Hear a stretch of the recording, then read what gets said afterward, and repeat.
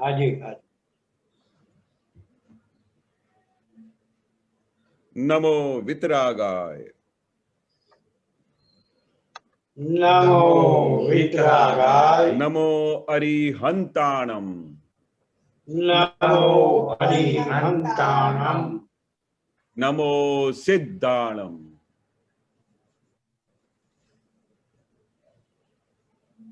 નમો નમો આયરિયાણમ. નમો આયરિયાણમ. નમો વજ્જાયાણમ. નમો વજ્જાયાણમ. નમો લોય serve સાહુણમ. નમો લોય serve સાહુણમ.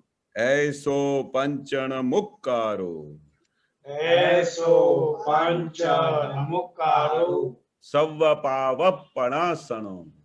Serve પાવપણાસણો. મંગલાણમ ચ સવ્વેસિમ. મંગલાણમ ચ સર્વેષિ. પરમં હવૈ મંગલમ. અડમં હવૈ મંગલમ. ઓમ નમો ભગવતે વાસુદેવાય. ઓમ નમો ભગવતે વાસુદેવાય. ઓમ નમઃ શિવાય. ઓમ નમઃ શિવાય. જય સચ્ચિદાનંદ. જય સચ્ચિદાનંદ. જય સચ્ચિદાનંદ. જય સચ્ચિદાનંદ. ખૂબ ખૂબ આભાર ડોક્ટર સાહેબ એન્ડ ફેમિલી. જય સચ્ચિદાનંદ. પછી પાછો આવું છું તમારી પાસે. પ્રશ્ન તૈયાર રાખજો. સત્સંગની શરૂઆત આપણે પદથી કરીએ છીએ. ભરતભાઈ ગવડાવશે, વિભૂતિબેન ચીલશે. ઓહો, સરસ પદ છે, જબરજસ્ત. જય સચ્ચિદાનંદ. જય સચ્ચિદાનંદ. જય સચ્ચિદાનંદ. બીજાના દોષ જોવાથી વધે છે વૈર જંપે. બીજાના દોષ જોવાથી વધે છે વેર જંપે. ઘટે છે સ્નેહ ને સંબંધ મળે છે ક્લેશ હૃદય કંપે. ઘટે છે સ્નેહ ને સંબંધ મળે છે ક્લેશ હૃદય કંપે. બીજાના દોષ જોવાથી. બીજાના દોષ જોવાથી. રા રા રા રા રા રા જગત ઊભું છે વડવાળે. ઝરે જ્યાં દ્વેષ આંખોથી. જગત ઊભું છે વડવાડે. જરે જ્યાં દ્વેષ આંખોથી. કપટ ને બુદ્ધિ વિપરીતે વિટાતો જીવ રોગોથી. કપટ ને બુદ્ધિ વિપરીતે વિટાતો જીવ રોગોથી. અહમ છંછેડવાથી જીવ બને છે વિપ્લવી તુર્ત જ. અહમ છંછેડવાથી જીવ બને છે વિપ્લવી તુર્ત જ. સમજ સંયમ ને અભાવે વિપક્ષો સામને ભૂકંપ. સમજ સંયમ ને અભાવે બે પક્ષો સામને ભૂકન બીજાના દોષ જોવાથી બીજાના દોષ જોવાથી સારે ગમ પધ જીયારે આવરણ આવે તિયારે ઘોર અંધારા જીયારે આવરણ આવે તિયારે ઘોર અંધારા નથી દેખાતી ખુદની ભૂલ ને ખોદે ગંધ ગરનાળા નથી દેખાતી ખુદની ભૂલ ને ખોદે ગંધ ગરનાળા જે આંખો દોષ ગ્રાહક છે વધારે આવરણ ને ભૂલ જે આંખો દોષ ગ્રાહક છે વધારે આવરણ ને ભૂલ બીજાના ગુણ પર તે અંધ લપેટે ચક્ષુ કાચે ધૂળ બીજાના ગુણ પર તે અંધ લપેટે ચક્ષુ કાચે ધૂળ બીજાના દોષ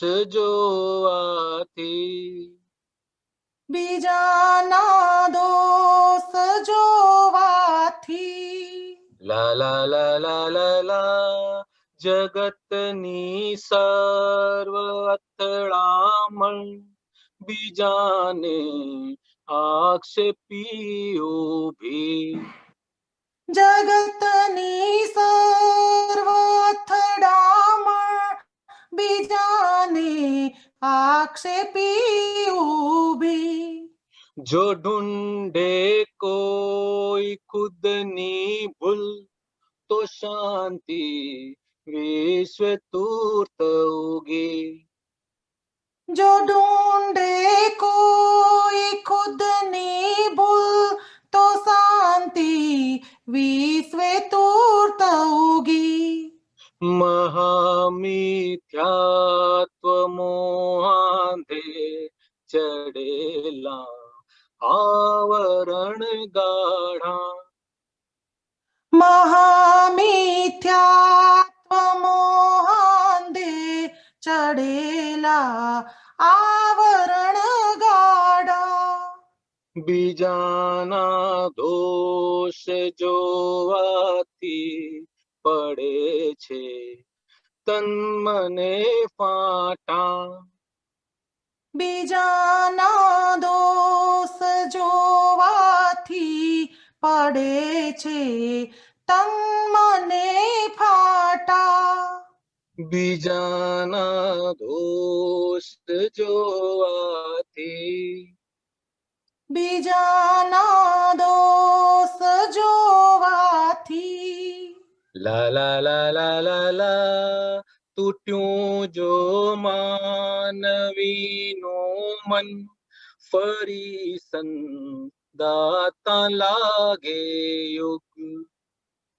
તૂટ્યું જો માનવીનું મન ફરી સંધાતા લાગે યુગ ત્યાં સુધી જીવતો નથી દેહ જીવે છે આંતરિક ભૂલ ચૂક ત્યાં સુધી જીવતો નથી દે જીવે છે આંતરિક ભૂલ ચૂક જગત સંસાર વૈરાગની વીટેલો સૂક્ષ્મ દારૂ પંબ જગત સંસાર વૈરાગ્ની વિટેલો સૂક્ષ્મ દારૂ બંબ જીયારે ફૂટે છે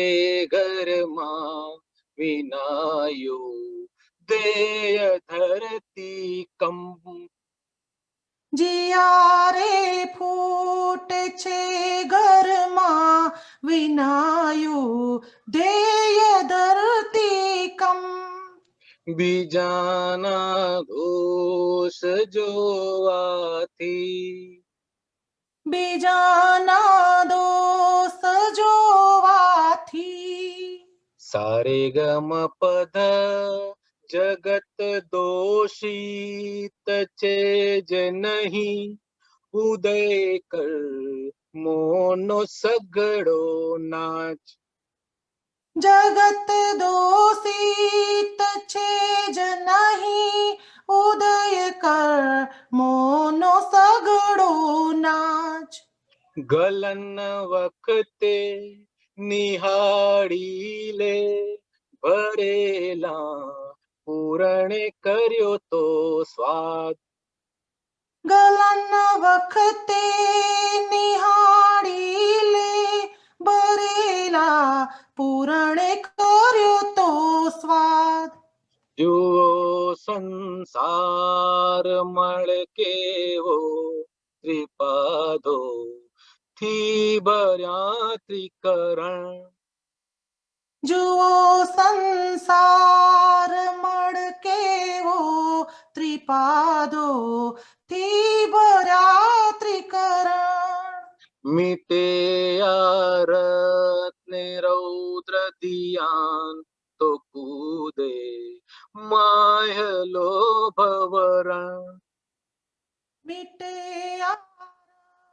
ને રૌદ્ર દિયાન તો કૂદે માયલો ભવરણ બીજાના દોષ જોવાથી વધે છે વેર જંપે બીજાના દોષ જોવાથી વધે છે વેર જંપે ઘટે છે સ્નેહ ને સંબંધ મળે છે ક્લેશ હૃદય કંપે ઘટે છે સ્નેહ ને સંબંધ મળે છે ક્લેશ હૃદય કંપે જુઓ સંસાર મળ કેવો ત્રિપાદો થી ભર્યા ત્રિકરણ જુઓ સંસાર મળ કેવો ત્રિપાદો થી ભર્યા ત્રિકરણ મીટે આ રત્ને રૌદ્ર દિયાન તો કૂદે માયલો ભવરણ મીટે ને રૌદ્ર દિયાન તો કૂદે માયલો ભવરણ મીટે આ રત્ને રૌદ્ર દિયાન તો કૂદે માયલો ભવરણ મીટે ને રૌદ્ર દિયાન તો કૂદે માયલો ભવરણ તો કૂદે માયલો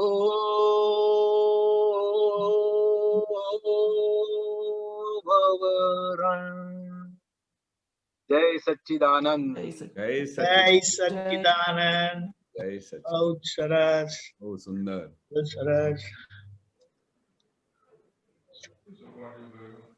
અહીં કઈ એક વાત આવી હતી દાદાની આઈ જસ્ટ શેર બીજાના દોષ જોવાથી દોષ છે એમાં એક વાત એમ આવી હતી સત્સંગમાં કે દોષ વિચારવો અને દોષ જોવો એમાં કઈ ફેર છે દાદા કઈક આસમાન જમીનનો ફેર છે. દોષ વિચારવો એ તો એમ કે મન ખાલી થાય છે, પણ મનના કયા પ્રમાણે એને સ્વીકાર રાખવું એ જોયું કહેવાય. એટલે જે દોષ ખાલી વિચાર આવીને જતો જ રહેવાનો હતો એને આપણે જોયો એટલે એ પકડ્યો આપણે, અને એનાથી એ ભૂલ પ્રત્યક્ષ થાય છે, દોષ પ્રત્યક્ષ થાય છે. હવે ત્યાં આપણે શુદ્ધાત્મા દ્રષ્ટિએ જોઈએ ને તો શુદ્ધાત્મા દ્રષ્ટિએ આપણને પોતાનો ઉદય કર્મ દેખાય છે. આગળ આવીને વાત બહુ સરસ રીતે મુકાયેલી છે. સામાનો ઉદય કર્મ દેખાય એટલે મારો ઉદય કર્મ દેખાય, સામો નિમિત્ત દેખાય, ફિનિશ. એટલે એ જ જોવાથી પેલી શુદ્ધાત્મા પ્રત્યક્ષતા થાય છે, અને આમાં દોષ પ્રત્યક્ષ થવાથી આપણને એની સીધી અસર વેર અજંપે કીધું ને, બહુ સરસ. જય સચ્ચિદાનંદ. બહુ જય સરસ. સચ્ચિદાનંદ. આમ ઝીણી ઝીણી વાતો હોય છે, પણ એમાં એટલો બધો દાદા ગૂઢ સિદ્ધાંત ખુલ્લો કરેલો છે ને, વેરી ગુડ. એક એક પદમાં આખું વિજ્ઞાન ખુલ્લું કરી દીધું છે. આ દોષ સંબંધી તો આખું વિજ્ઞાન ખુલ્લું થઈ ગયું કે દોષ શું થાય છે, કેવી રીતે થાય છે. જબરજસ્ત કવિરાજે તો બહુ જબરજસ્ત ઉપકાર કર્યો છે. એક વખત માનવીનો કોઈનું મન તૂટી ગયું તો પછી સંધાતું નથી પાછું. નથી સંધાતું. એને એક યુગ લાગે છે. હા યુગ એટલે નેક્સ્ટ બર્થમાં. હા કરેક્ટ કરેક્ટ. એક બાજુ આવે છે ને કે પેલો એક દેહ બગડે છે ને અહીંયા કેટલાય ભવ જન્મારા બગડી જાય છે. એક લાઈનમાં આવે છે, બહુ સરસ રીતે મુકાયેલું. ઓકે, જય સચ્ચિદાનંદ. હા બોલો બોલો. કોઈના દોષ જોવા જેવા નથી, પોતાના દોષ જોવા જેવા છે. સાચી વાત છે, બિલકુલ. પણ આ બધા સ્વાધ્યાયથી આપણી એ માન્યતા બુદ્ધિ એવી પાકી થઈ જાય છે ને, સમ્યક થઈ જાય. હા, વાત સાચી છે, વાત સાચી, બિલકુલ. જી જી. જય દાદાનું સચ્ચિદાનંદ. એક વાક્ય કાયમ યાદ રહ્યા કરે છે કે દાદા ખાસ કહેતા હતા કે અમે નિર્દોષ થઈને આખા જગતને નિર્દોષ જોયા. એટલે સૌથી પહેલા આપણે નિર્દોષ થવાનું છે. કેવી રીતે નિર્દોષ થઈને આખા જગતને નિર્દોષ જોયા. એક ગજબની વસ્તુ કહી દાદા. કરેક્ટ. આવે ઓકે, છે જગત દોષી હા બોલો બોલો. ઉદય કર્મ. આમાં લાઈન છે, હા જગત દોષિત નહીં, ઉદય કર્મોનો સગડો નાચ. હા એટલે બધા ઉદયાધીન, બધાના ઉદયાધીન કાર્ય થઈ રહ્યા છે. એમાં કોઈને દોષિત જોવું એ આપણી પોતાની ભૂલ છે. ભૂલ છે. હા સાચી વાત, બિલકુલ. Perfect perfect. જય સચ્ચિદાનંદ. જય સચ્ચિદાનંદ. આ પદ મને બહુ પ્રિય છે એટલે આ બોલું છું. સારું લેજો, બસ. સારું લાગે છે. આપણે રિવિઝન થયા કરે, બહુ સારું. જી જી. જય સચ્ચિદાનંદ. અને એમ કરતા કરતા ગાતા આવડી જાય પછી. એકદમ ગાતા તો આવડી જ જશે ફટાફટ. બહુ જરૂરી છે. નહીં તો તમે ગાવ કઈ એક રીતે ને ફોલો થાય બીજી રીતે. આ તો એટલે બે ત્રણ વાર ગાવ ભાવે સારું છે. એટલે 2-3 વાર એટલે જ ગાવ છો કે ત્રીજી ચોથી વાર બધાને આવડી જાય જલ્દી ફટાફટ. Right right. મને બહુ વાર લાગી હતી આ પદ ને ગાતા. હા, ટ્રાય કરું છું એવું ગવાય એમ જેમ છે. Correct correct correct. જય સચ્ચિદાનંદ. જય સચ્ચિદાનંદ. વિભૂતિબેન, તમારો પ્રશ્ન. જય સચ્ચિદાનંદ દીપકભાઈ. જય સચ્ચિદાનંદ કેશવાનંદજી. સચ્ચિદાનંદ. હવે કવિરાજના શ્રીમુખેથી દાદા ભગવાનના અસીમ જે કારોની કીર્તન ભક્તિ કેસરિયાજી બહાર પડી હતી, તો એનો અનુભવ કહો ને.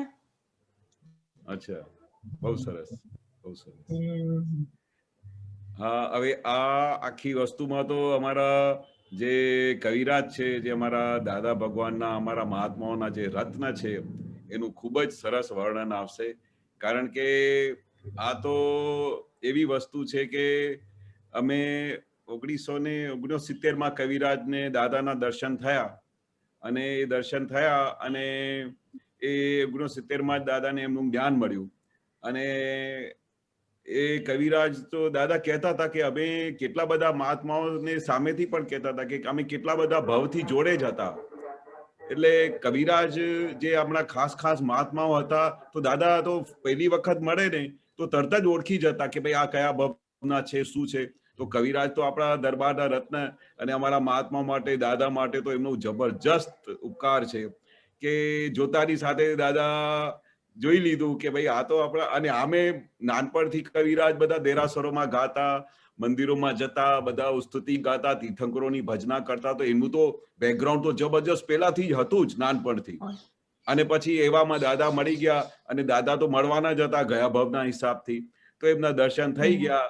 તો દાદાએ એમને જોતાની સાથે જયારે અંગૂઠે કવિરાજે પોતાનું મસ્તક મૂક્યું, તો કવિ દાદાના મુખેથી નીકળી આવ્યું, કારણ કે દાદા જાણતા હતા કે અમારા આગળ શું બનવાના છે, કારણ કે દાદા તો ભવ બધું જાણતા હતા, આ ભવનું જાણતા હતા, પરભવનું જાણતા હતા. તો સીધા જ આશીર્વાદ આપી દીધા કે કવિરાજ તમારા મુખે સરસ્વતી વહેશે. હવે આવા જો આશીર્વાદ આપી દીધા એટલે કવિરાજની ગાડી ચાલુ થઈ ગઈ. હવે ચાલુ થઈ પછી તો કવિરાજને જ્ઞાન મળી ગયું, દાદા મળી ગયા, આશીર્વાદ મળી ગયા. પછી તો ગાડી ચાલુ થઈ, અને સૌથી પહેલા અંદરથી બસમાં બેસતા તો એની ટિકિટની પાછળ અંધારા કોટી વર્ષના પહેલા પદ લખાઈ ગયું. સૌથી પ્રથમ પદ લખાયું, અને એવું અફલાતુન પદ લખાયું કે જયારે કવિરાજે દાદાની સામે ગાયું, અને તો દાદા આફરીન થઈ ગયેલા. અને દાદાએ પછી એમને સંકેત પણ કર્યો કે આ જે દાદા જ્ઞાનવિધિ કરતા હતા તે જ્ઞાનવિધિ પહેલા આ પદ બોલાવજો, એવું દાદાએ કહી દીધું. એટલે જેને પણ જૂના મહાત્મા છે બધાને ખબર હશે કે જયારે પણ આ દાદા જ્ઞાનની વિધિ કરાવતા ત્યારે આ અંધારા કોટી વર્ષના. અને બીજું પદ જયારે રચાયું, સર્વસ્વ મારું અર્પણ છે, બીજું જબરજસ્ત પદ રચાયું. અને એ પદ સાંભળીને તો દાદા એમને કવિરાજને કહેલું એ ખરું કે ભાઈ કવિરાજ માંગે તે આપું. તે કવિરાજે દાદાની પાસેથી આ માંગેલું કે દાદા આ પદ એવો બની જાય કે ગમે તે મંદિરમાં ગમે તે ગાઈ શકે. તો દાદાએ એમને આશીર્વાદ આપ્યા. અને તમે વિચાર કરશો કે આ પદની અંદર ક્યાંય પણ એવી ગોઠવણ નથી કે તમે જૈન દેરાસરમાં ના ગાઈ શકો કે પેલા વૈષ્ણવ ધર્મમાં ના ગાઈ શકો. ગમે ત્યાં જઈને આ સર્વસ્વ મારું અર્પણ છે. એટલે મસ્જિદમાં પણ બેઠો હોય ને કોઈ તો કે અલ્લાહને એ પુકારે છે, દેરાસરમાં બેઠા હોય તો એ તીર્થંકર ભગવાનને પુકારે છે, સર્વસ્વ મારું અર્પણ છે, ભગવાન તમારા શરણોમાં. તે આ દાદા એવા આશીર્વાદ આપ્યા કે આ બે પદો જે કવિરાજે રચ્યા તે દાદાની જ્ઞાન વિધિ થતી એ પહેલા એ બે પદો કાયમ ગવાતા. દાદાને સંકેત કરી દીધું. અને એ પણ કઈ આખા વિજ્ઞાનની આ કઈ ગોઠવણ હશે.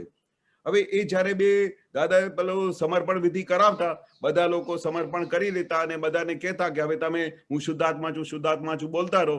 તો જયારે બધા 20-25 જણાએ પેલું એ સમર્પણ કરી લીધું અને અંદર ખાને બોલતા હતા, પછી જયારે આ બધું પતી જાય 20-20ની સમર્પણ વિધિ પૂરી થાય ત્યારે દાદા ઈશારો કરતા અને આ બે પદો ચાલુ થતા, સર્વસ્વ મારું અર્પણ છે અને અંધારા કોટી વર્ષના. હવે અંધારા કોટી વર્ષમાં 33 કોટી દેવ દેવતાઓને દાદા હાજર કરતા, સિમંદર સ્વામી ભગવાનને હાજર કરતા, અને બધાને હાજર કરીને પછી આ જે 20 જણા કે 25 જણાની લિસ્ટ હોય ને આમ કરીને જોતા, અને એના માટે બધા સિમંદર સ્વામી, શાસન દેવી દેવતાઓ, 33 કોટી દેવ દેવતાઓને હાજર કરતા. અને જ્યાં સુધી એ બે પદો ચાલતા 10 થી 11 મિનિટ સુધી, ત્યાં સુધી દાદા કન્ટિન્યુઅસ વિધિ કરતા. આ બધા જે 20 જણાને જાણે કે સિમંદર સ્વામી અને દેવી દેવતાઓને હાજર કરીને સાક્ષી બનાવતા હોય કે આજે આપણે આ બધા લોકોને જ્ઞાન આપી રહ્યા છે, અને આને આખું જ્ઞાન ઉગી ઉઠે અને એના બધા પાપો ભસ્મીભૂત થઈ જાય, એવી 11 થી 12 મિનિટ માટેની આ વિધિ ચાલતી રહેતી જ્યાં સુધી આ બે પદો ચાલતા. હવે જયારે આ બે પદો પૂરા થતા તો તરત જ દાદા કહેતા કે હવે બધા આંખો મીચી દો, અને આંખો બીચીને વચ્ચે ખુલી જાય તો પછી ફરીથી બંધ કરી દેજો, અને બુદ્ધિ ના વાપરશો, કોઈ પણ શબ્દને સમજવાનો પ્રયત્ન ન કરશો, અને ખાલી દાદા જે બોલાવે છે એ બોલતા જજો. અને દાદા બોલતા હું શુદ્ધ આત્મા છું એમ બોલીને જોરદાર અવાજથી બોલતા, અને બધાના પરમાણુ તે ખાલી બોલતાની સાથે જ બધા આવરણો તૂટી જાય એવા તો દાદાનું અવાજ નીકળતું. આવું જયારે બ્રહ્માંડમાંથી કોઈ આમ જોરથી બોલતા હોય ને, અને એને એક એક વાક્ય ઉપર જે આખી વિધિમાં બધાના જયારે બધા આવરણો તોડતા હોય, બધાના પાપો ભસ્મીભૂત કરતા હોય, આ 1 કલાકની વિધિમાં આવી રીતે આખી પ્રોસેસ થતી. હવે આ વિધિ માટે અને આ જે બે પદો રચાયા, દાદાને સ્કોપ મળ્યું કે એ 11 થી 12 મિનિટમાં જ્યાં સુધી એ બે પદો ચાલતા હોય તે વખતે દાદા બધા માટે પ્રાર્થના કરીને બધાની વિધિઓ કરીને એના માટે આખું ઓપન કરતા. હવે એ પણ કવિરાજ કેટલા મોટા નિમિત્ત બન્યા દાદાના વિજ્ઞાનમાં. એટલે દાદાની જોડે એ કન્ટિન્યુઅસ એ દાદા ચાલતા. કવિરાજનું એવું મિલન હતું જ ગયા ભાવનું એમની જોડે. અને આખા વિજ્ઞાનને ઓપન કરવા માટે, બધા મહાત્માઓને ઓપન થવા માટે આ તો એ બધા એવો રચાતા ગયા, અને 1 વર્ષની અંદર આ બધા પદો રચાતા ગયા. અને મારા ખ્યાલમાં 1971 ની અંદર જ આખો કવિરાજે 108 પદ રચેલા, અને પેલું એક મુક્તિ સુખ 1 નંબરની શ્રેણી પણ બહાર પડી ગઈ. તે આટલી જ વખતમાં આટલા બધા પદો તૈયાર થઈ ગયા. આ કવિરાજની બહુ મોટામાં મોટી દેણ હતી, જબરજસ્ત. અને એવી દેણ કે મને શું તો લાગે છે કે જ્યારે આ કવિરાજ પદો ગાતા ને, તો દાદાને જાણે કઈ રેસ્ટ આપવા માટે પણ આ કવિરાજના પદો, દાદા ઉપર જ ગજબનું ઉપકાર કરેલું. કવિરાજના જે પદો ના હોત ને તો કલાકો સુધી દાદા સત્સંગ કરતા, તો વચ્ચે ક્યાંય દાદાને રેસ્ટ ના મળે. હવે દાદા શું કરતા કે જ્યારે આ બધું સત્સંગ ચાલે, 1 કલાક 1.5 કલાક સુધી સત્સંગ ચાલે જોરદાર, અને સત્સંગ ચાલ્યા પછી જાણે અમને લાગે કે દાદા કેટલું બોલી રહ્યા છે. પછી દાદા બધા કોઈ ઈશારો કરે, બાજુમાં બેઠા હોય કે દાદા હવે થોડું શાંત થાવ. પછી દાદા કહેતા હા બરોબર. પછી તે વખતમાં મને યાદ આવે છે કે દાદા હુક્કો પીતા હતા. તે દાદા શું કરતા, પછી આમ ઈશારો કરતા કે ચાલો કવિરાજ ગાઓ. અને કવિરાજો તો પદો તૈયાર થઈ ગયા, અને મહાત્માઓ રાહ જોતા હતા. અને ઘરે જઈને કેસેટો દાદાની કવિરાજની બધી લઈને એ આખું પેલું ટ્રાયલ કરતા, એમની પ્રેક્ટિસ કરતા, કે જેથી કરીને સત્સંગ હોલમાં બધા ગાઈ શકે. હવે આ મને યાદ આવે છે કે દાદાની માટે તો કવિરાજે એટલો જબરજસ્ત ઉપકાર કરેલો કે જ્યારે પણ દાદા આમ થાકતા તો નહોતા, પણ અમે જ ઈશારો કરતા કે પેલા કવિરાજ પદ ગાય, કે થોડું દાદાને રેસ્ટ મળે. બધા મહાત્માઓ તો દાદાની બહુ કાળજી કરે ને, તો એવા ટાઈમમાં પછી દાદા હુક્કો પીતા, અને હુક્કો પીવા માટે જે રેસ્ટ મળી જતી એમાં કવિરાજના 2 પદો આવી જતા, અને 4 પદો ગવડાઈને ફરી પછી ગાડી આગળ ચાલતી, ફરી એમાંથી કોઈ એક વાક્ય મળી ગયો, ફરી આગળ ગાડી ચાલતી. હવે આ જે કવિરાજે જે પદો ગાયા મહાત્માઓ માટે, આખા જગત માટે, આ કવિરાજની સૌથી મોટામાં મોટી પહેલી દેણ હતી, મોટામાં મોટી દેણ કહેવાય. હવે આટલું તો બધું વર્ણન થઈ ગયું. હવે શું બનેલું, 1970માં સૌથી પ્રથમ પહેલી યાત્રા ગોઠવણ થઈ. તે યાત્રા ગોઠવાઈ કવિરાજ અને જુજજ મહાત્માઓ સાથે. પહેલી યાત્રા 1970માં થયેલી, કારણ કે અમે તો 73 વર્ષમાં 1973માં જ્ઞાન લીધું, 3 વર્ષ પછી. પણ જયારે અમે આવ્યા અને મુંબઈમાં હતો, તો અમે બધા કવિરાજને છોડતા નહીં, તો આખું વર્ણન કવિરાજે કરેલું અમને, કે કેવી રીતે શું બનાવ બનેલું. હવે જે કવિરાજે વર્ણન કરેલું એ જ હું તમને વર્ણન કરું છું. તે કવિરાજને અમે પૂછતા કે કવિરાજ આ બધું શરૂઆત કેવી રીતે થઈ, આ બધું કેવી રીતે તમે પદો લખ્યા, શું કર્યા. અને પછી અમે તો પદોના એવા ગાંડા હતા કે સવારના પોળમાં 5 વાગે ઉઠીને હાર્મોનિયમ ક્યાંથી લાવીને ભાડા ઉપર લઈને, કારણ આપણી પાસે પૈસા એટલા હતા નહીં. આપણે ઘરમાં 500 રૂપિયા મારા ઘરથી આવતા પેલા હોસ્ટેલમાં રહેવા માટે, અને કવિરાજની પણ પગાર તે જમાનામાં 300 કે 400 રૂપિયા હતી. હવે એ પછી કેવી ગોઠવણ થતી હતી, અમે હેરાન થતા હતા. એમાં યોગેશ આનંદ અને અમે 2 જણા મુંબઈમાં હતા. તો યોગેશભાઈ મને કહેતા, કારણ કે એ બી પદોના આફરીન, તો એ બધે કહેતા કે કઈ નહીં આઈડિયા કર યાર, તું તો તારી પાસે તો મોટા શેઠનો છોકરો છે, તું સાલા કશું બંદોબસ્ત નથી કરતો. કીધું કઈ ચિંતા નહીં કર, શું કરવું છે તું મને કહે ને યાર. કે યાર અમારે કવિરાજના પદો છે ને ટેપ કરવા છે. અને તે વખતે તો બહુ સાદો હાર્મોનિયમ હતો કવિરાજ પાસે, જેના પર એ બધું સેટ કરતા હતા. પછી હું અને યોગેશ આનંદ બંને જઈને બધા ત્યાં ભાડા ઉપર બધા બહુ સરસ હાર્મોનિયમ મળતા હતા. તે જઈને ભાડા ઉપર હાર્મોનિયમ લઈને ટેક્સીમાં આવતા, અને સવારના પોળમાં કવિરાજના જે 2 પદો બનાવ્યા હોય એ 2 પદો તૈયાર કરીને એ સ્વરમાં બેસાડતા, અને એ બધું અમે ટેપ કરતા ઓર્ડિનરી ટેપમાં. અને ટેપ કરીને પછી તો ગાવાનું પ્રેક્ટિસ કરવાની ચાલુ થઈ જતી, અને પછી સત્સંગમાં ગાવાનું ચાલુ થતું. તો એવા ટાઈમમાં કવિરાજમાં આખું વર્ણન થતું. તો અમે કવિરાજની પાછળ તો ગાંડા હતા. તો એ ઘરે જઈને અમે સવારે 5 વાગે પદો ટેપ થતા. અને પદોની ટેપ થવાની રીત તો તમે સમજો, કારણ કે એ માટુંગામાં રહેતા ને, તો એની ઘરની બાજુમાં જ પેલી લોકલ ટ્રેન જતી હતી. એ લોકલ ટ્રેન જાય ને તો એ વખતે બહુ અવાજ કરે, ટક ટકા ટક, અને એ બધું ટેપ થઈ જાય. અને દાદાના કેસેટમાં આ ટેપ થાય તો પછી મજા ના આવે કવિરાજને. તો કવિરાજે આઈડિયા કરી કે તમે એક કામ કરો કે જ્યારે પેલું ગાડી આવે ને લોકલ ટ્રેન, ત્યારે તું બટન દબાઈ દેજે. પછી તે વખતે એ સેટ એટલા માટે પછી પાછળથી એડિટ કરીશું, પણ તે વખતે ગાતી વખતે આ લોકલ ટ્રેનનું ટક ટક અવાજ ના આવવું જોઈએ, શું બ્રેન ચલાવતા હતા. એક તો આટલા બધા પૈસા નહીં અને કેવી રીતે રેકોર્ડિંગ કરી અને શું કર્યું તે અમને આજે યાદ આવે છે કે કેવી સાદગીમાં એ દાદા ભગવાનનો આખો બ્રહ્માંડના સ્વામીના પદો રચાતા હતા. તે કવિરાજની સૌથી મોટામાં મોટી દેન તો પછી કવિરાજ બધી વાતો કરતા કે આ કેવી રીતે થયું, શું થયું. પછી એમાં 1970માં દાદાજીની પહેલી યાત્રા ગોઠવણ થઈ. એમાં રાણકપુર હતું, અંબાજી હતી, કેસરિયાજી હતી, વડવા હતી. એ 4-5 જગ્યાએ કવિરાજે વર્ણન કરેલું કે અમે છે ને આવી રીતે યાત્રા પર ગયેલા. અને પછી અમે અંદર ગયા દાદાને મંદિરમાં, ઋષભદેવ દાદા ભગવાનનું કેસરિયાજીનું જબરજસ્ત મંદિર.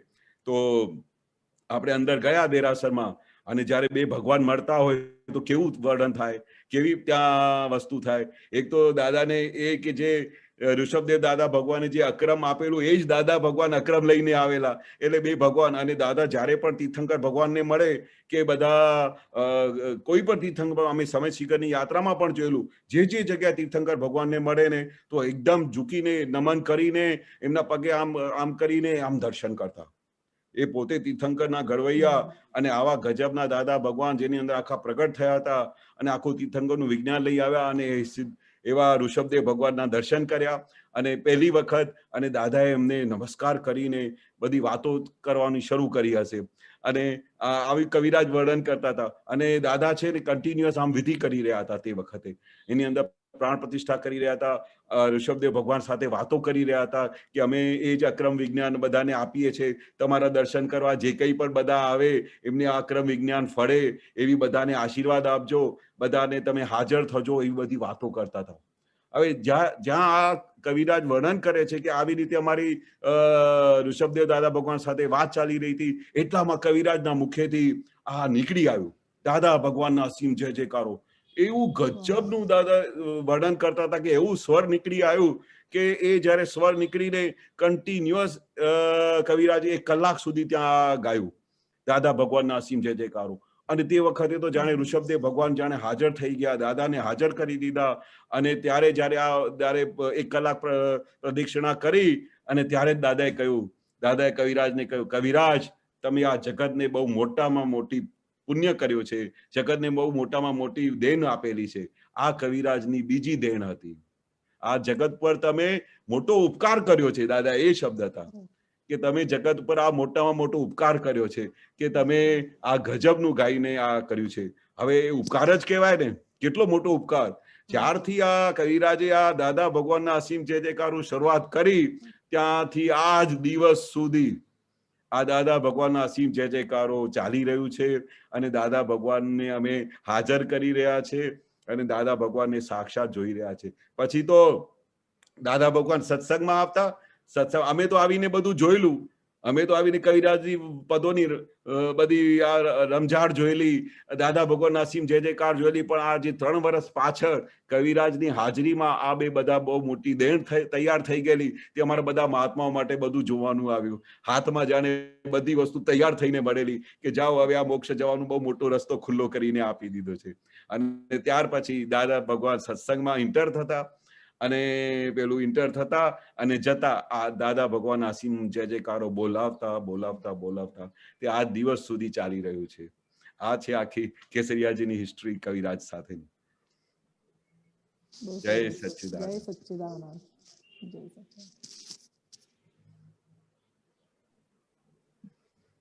કેશવરણજી જય સચ્ચિદાનંદ. જય સચ્ચિદાનંદ. જય સચ્ચિદાનંદ. સાહેબ આ દાદા ભગવાનની વાતો તો ખૂબ થાય છે. અને પેલી જે એક સંસ્કૃતમાં ઉક્તિ છે ને, અહો રૂપમ અહો ધ્વનિ, આપણે એ રૂપ અને એ ધ્વનિ આપણા એ રૂપ થતા જઈએ. હવે જે રીતે તમે દાદાની વાત કરો છો તો તમે દાદા એટલે જે દાદાનું આપણામાં રૂપ આવવું જોઈએ, રૂપ એટલે સ્વરૂપ, અને એ વાતોનું ઊંડાણ, તમારા અનુભવની વાત કરો. તમારો અનુભવ દાદા ભગવાનની તો બહુ વાતો તમે કરી અને એમાં રસ પરમોળ થઈએ છીએ અમે. બરોબર. હવે આ દાદાના અનુભવ તો કેટલા બધા વર્ણન કરેલા છે. એક એટલે મેં તમારી વાત કરી કે જે રીતે તમે દાદા સાથે રહ્યા, તમારા અંદર દાદા આખા ઉતરી ગયા છે. તો તમારા અનુભવની હવે વાત કરો થોડી. પણ અમારા અનુભવ તો દાદાના અનુભવ સાથે જ કનેક્ટેડ છે. એમના જ અનુભવ કામ લાગે. અમારા અનુભવ તો કેવા છે કે જે દાદા બોલતા હતા, જે દાદા એક એક વાક્ય કહેતા હતા, એ અમારી અંદર પરિણામ થતું જતું હતું. આ વિજ્ઞાનની એ જે દાદા કહો ને કે તમે જેવા તમે દાદાને સમર્પિત થાઓ, જેવી રીતે જેની તમે ભજના કરો એ સ્વરૂપ તમે થતા જાઓ. અને આનું આ મોટામાં મોટું એક્ઝામ્પલ હું તમને બતાડું કે એક નાનકડું એક્ઝામ્પલ છે કે અમારા ઘરમાં છે ને એ બહુ ધૂમધામ હતી. હવે જે ઘરમાં 9 જણા હોય, તમે વિચાર કરો કે એ ઘરમાં કેટલી બધી રમઝાટ ચાલતી હોય, કેટલા બધા ડિફરન્ટ વ્યૂ એંગલ્સ હોય, કેટલી બધી ડિફરન્ટ બધાના બ્રેન હોય. અને બાપુજીનો પણ નેચર બહુ ગરમ, એટલે અમારા બધામાં વારસામાં મળેલું. અને એ બધા પર ગુસ્સેવાળા, અને બધાનું બ્રેન બાપુજી જેવું જ ચાલે. હવે બાપુજીનો બ્રેન કેવું હતું કે દાદા ભગવાને તો એક વખત એવું કહેલું કે ભાઈ આ શેઠ તમને ખબર છે કે અગર હું તમને હકીકત કહું કે દાદા ભગવાને જે અમને ખરી રીતે બાપુજીની ઓળખાણ કરાવી અને અમારા ઘરમાં સ્વર્ગ કર્યું, એના માટે દાદાએ ખૂબ ખટપટ કરેલી. એટલી ખટપટ તો મેં જોયેલી ના હોય. હવે શેઠ ગુસ્સે થઈ જાય બધા છોકરાઓ પર કે દાદા આ તમે બધા કે છે. અને બાપુજીનો તો દાદા સાથે બહુ જૂનો રિલેશન. એ એક ક્લાસ કોન્ટ્રાક્ટર હતા અને દાદા ભગવાન કોન્ટ્રાક્ટર હતા. એક બાજુ બાપુજીનો કોન્ટ્રાક્ટ હોય, બીજી બાજુ દાદા ભગવાનનું કન્સ્ટ્રક્શનનું કોન્ટ્રાક્ટ હોય. તો એકબીજાને મળતા હતા. તે વખતે તો દાદાને જ્ઞાન નહોતું થયું અને પેલા બાપુજીને પણ કશી ઓળખાણ નહોતી કે આ કોણ છે. પણ જયારે આ પાછળથી મળ્યા ત્યારે કહેતા હતા કે આ મને એવું લાગતું હતું કે તમે બહુ નોબલ હતા. કઈ પણ વસ્તુ કન્સ્ટ્રક્શનમાં કઈ લેવા જાય ને, મોટી કઈ મશીન લેવા જાય, બાજુમાં હોય તો આપણે તો દાદા ભગવાન તરત જ આપી દેતા. એટલે એવું ના કે પછી તું આપી જજે, આમ કરજે, તેમ કરજે કન્સ્ટ્રક્શનમાં. એટલે દાદાની જૂની ઓળખાણ હતી. તો બાપુજી સાથે તો બહુ બધું બોલચાલ થાય અને બિંદાસ વાત કરતા, જાણે ફ્રેન્ડ્સ હોય ને એવી રીતે વાત કરતા, અને ઓળખાણ જૂની. તો દાદા ભગવાન કહેતા કે દાદા આ બધા જ્ઞાન લીધું છે, આ વ્યવહારમાં તો એનું કશું કઈ ભાન જ નથી પડતું. વ્યવહાર તો કશું એમનું આવડતું જ નથી. વ્યવહાર તો કરતા જ નથી. આ બધા આ જ્ઞાન મળ્યા પછી આવું બધું વ્યવહાર હોવું જોઈએ. આવી રીતે વાત કરે છે, આમ કરે છે, તેમ કરે છે. એટલી બધી કમ્પ્લેક્સ થતી. જયારે પણ દાદાજીનું નવજીવનમાં સત્સંગ થાય ને તો આ વસ્તુ તો બાપુજી કોઈને કોઈ ચિઠ્ઠો ખોલી દે કે જો આ આવું કરે છે. હવે આ જ્ઞાન મળ્યા પછી આવું થવું જોઈએ. પછી દાદા ભગવાને શું ખટપટ કરી એનું નાના મનાનું એક્ઝામ્પલ. જયારે અમે બેઠા હોઈએ ને બધા છોકરાઓ બધા, તો બાપુજી કદે બહાર ગયા હોય, ફેક્ટરી ગયા હોય, તો અમને કહેતા કે તમને ખબર છે કે તમારા બાપુજીને એવો બ્રેન છે, એવા નોબલ છે, એવા ગ્રેટ છે કે 12 મિલો ચલાવે એવું બ્રેન છે. એટલે અમને દાદા આવી વાત કરે ને તો અમારે બાપુજી માટે બહુ અહોભાવ થઈ જાય કે હા આવા ગજબના પુરુષ છે. અને આપણે આવી રીતે વાત કરીએ છીએ, હવે ગુસ્સે થઈ છે બાપુજી જોડે. દાદા ભગવાન પણ એમની વખાણ કરે છે, એટલે અમારી અંદર રિસ્પેક્ટ પ્રગટ કરાવી. હવે આ કેટલી ખટપટ કરી. પછી જયારે અમે બધા ના હોઈએ ને તો બાપુજી અને બા બેઠા હોય રૂમમાં, વાતો કરતા હોય સત્સંગ પત્યા પછી અમે કોઈ પણ ના હોઈએ તો ત્યારે અમને બાપુજીને શું કે તમારા છોકરા બહુ ડાયા છે, ગજબના છોકરાઓ છે, એનો ગજબના તમે સંસ્કાર આપ્યા છે, બહુ સરસ છે, બહુ ડાયા છે, બહુ તમારા છોકરા. તો બાપુજી બી હા કરતા. હા, જયારે દાદા ભગવાન બોલતા હોય તો બાપુજીની બધી કમ્પ્લેન બંધ થઈ જતી. દાદા ભગવાન વખાણ કરતા હોય પાછળ છોકરાઓની, તો દાદા પેલા જે કમ્પ્લેન કરવાના હતા એ ભૂલી જાય અને કે દાદા કે બહુ ડાયા છોકરા છે. તો બાપુજી કે હા ડાયા છોકરા છે, સંસ્કારી છે, આમ છે. તો આમ કરતા કરતા બાપુજીને અમારા માટે પોઝિટિવ કર્યું, અમને બાપુજી માટે પોઝિટિવ કર્યું. તો કેટલી ખટપટ કરતા હશે. અને તો આપણે જો આવી ખટપટ દાદાએ ના કરી હોત ને તો અમારે કોઈનો બાપુજી સાથે મનમેળ જ ના થાત. બરાબર, મનમેળ જ ના થાત. એટલે પછી દાદાએ બાપુજી એક વખત કહેલું કે દાદા તમે અમારા ઘરમાં સ્વર્ગ કરી દીધું છે. હવે આવું વાક્ય જયારે બોલ્યા હશે એટલે કેટલી દાદાએ ખટપટ કરી હશે.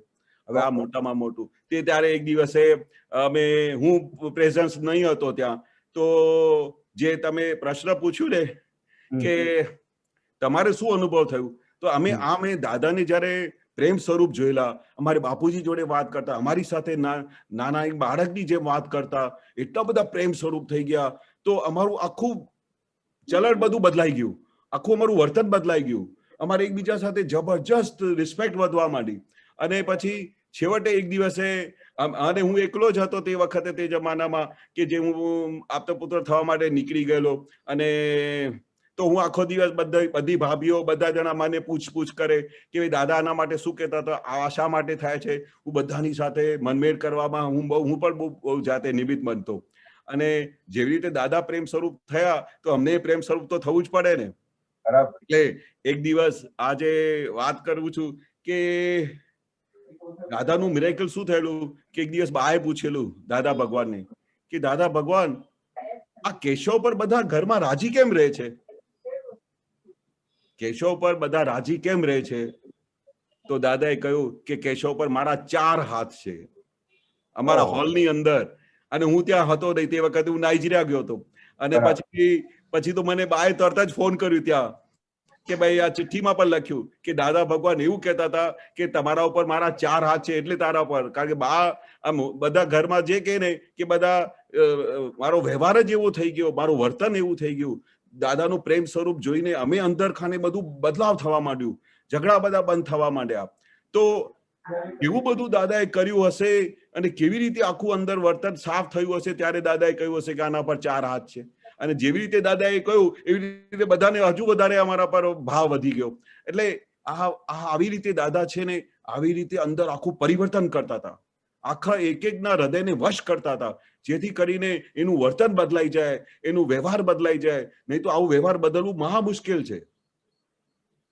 જેને બુદ્ધિ બહુ હોય ને એટલું બધું એને ત્રાસ થાય, ભાઈઓ સાથે ત્રાસ થાય, એક જણા સાથે ત્રાસ થાય. આને કેમ આટલી પગાર આપો છો, હું આટલી મહેનત કરું છું, 1000 પ્રશ્ન ચાલતા હોય. હવે આવો બ્રેન ચાલતો હોય, પ્રશ્ન ચાલતો હોય અને આ વિજ્ઞાન ના મળે તો દાદાએ કહેલું ને કે નહીં તો આ મેન્ટલ હોસ્પિટલમાં બધું કન્વર્ટ થઈ રહ્યું છે. અમારા ઘરમાં બોલ્યા હતા. બોલો. એટલે આ દાદાનું પ્રતાપ છે, આ દાદાનું અનુભવ છે કે કેવી રીતે દાદા એક જણાને, અમારા તો 8 ભાઈની હિસ્ટ્રી છે. તમે સાંભળો તો આખો એક ભાઈની તો હિસ્ટ્રી સાંભળો તો આખો સત્સંગ પૂરો થઈ જાય કે કેવી રીતે કન્યાભાઈને ટેકલ કરેલા. કન્યાભાઈની તો તબિયત એવી હતી કે સાહેબ એનું વર્ણન ના થાય, એની બહુ તકલીફ હતી. બરોબર.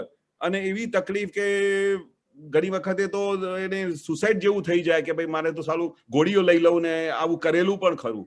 અને એટલા જ ટાઈમમાં એ દાદાને મળ્યા. હવે એ દાદા એને મળ્યા ને તો આજે પણ ગઈકાલે જ વાત નીકળેલી કે મને લાગે છે કે હું તો બહુ વહેલા જતો રહેવાનો હતો, પણ દાદાએ મને શું છે મારો બધું આયુષ્ક્રમ વધારી દીધું. મારું આયુષ્ક્રમ દાદાએ વધારી દીધું. નહીં તો મને લાગે છે કે મેં તો એક વખત પ્રયત્ન પણ કર્યું હતું. કારણ કે કન્યાભાઈથી આ બધા ઝઘડાઓ સહન ના થાય, આ બધી તકલીફો સહન ના થાય. એક તો ઘરમાં ઝઘડા અને બીજી તબિયત સારી નહીં અને સહન થાય નહીં. અને એવામાં પછી દાદા મળી ગયા.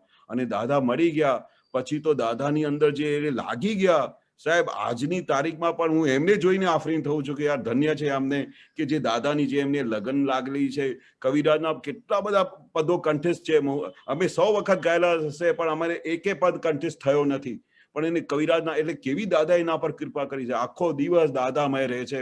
તો આ બધા દાદાના જે પરિવર્તન છે ને, એક દિવસ કન્યાભાઈને ખભા પર હાથ મૂકીને કહ્યું કે કન્યાભાઈ અમે બધા બચી ગયા ને, એવું કે છે દાદા એમને. હવે એ વાક્યમાંથી આજે પણ હું તારણ કાઢું છું કે કન્યાભાઈની જે લાઈફની એક્સટેન્શન દાદાએ કરેલી છે. આજે 70 વર્ષના છે પણ આખો દિવસ દાદામય રહે છે. એટલે આ દાદાના અનુભવ છે કે દાદા કેવી રીતે બધા મહાત્માઓની આટલી બધી જબરજસ્ત ગોઠવણ કરી નાખતા હતા. એના કેટલા બધા જે દાદા વારે ઘડી કહેતા હતા ને કે એના પાપો ભસ્મીભૂત કરી દેતા હતા.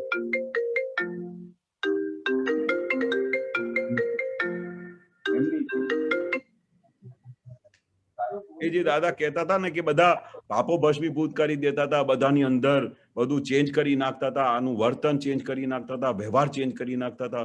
એ દાદાની પ્રેઝન્સથી થતું, દાદાના પ્રેમ સ્વરૂપથી થતું હતું. દાદાને આટલું બધું નાના બાળકની જેમ બધાને શીચવે અને બધાની જોડે વાત કરે, એની આખી રિપોર્ટ લે એમની પાસેથી. તો એ દાદા પાસે એટલા બધા ખેંચાઈ જતા કે એ દાદા સ્વરૂપ જ થઈ જતા.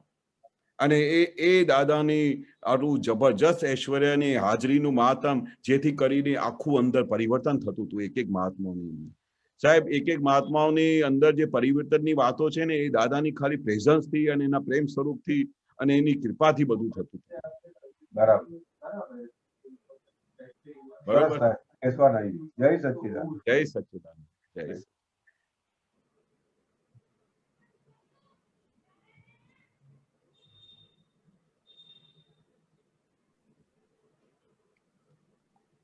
જય સચ્ચિદાનંદ કેશવાનંદજી.